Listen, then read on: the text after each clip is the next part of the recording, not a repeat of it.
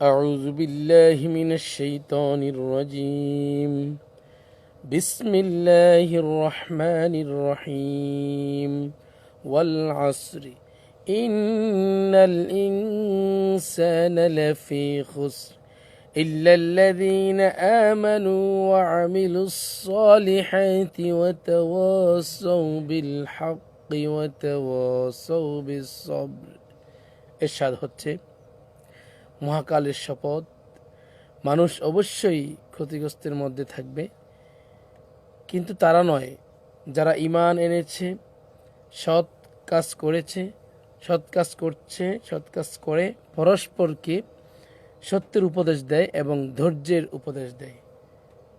আল্লাহ পাক আমাদের সকলকে এই সূরা আসরের আয়াতসমূহ অনুযায়ী, এর অর্থ অনুযায়ী জীবন পরিচালনা করার তৌফিক দান করুন। আসসালামু আলাইকুম ওয়া রাহমাতুল্লাহি ওয়া বারাকাতুহু।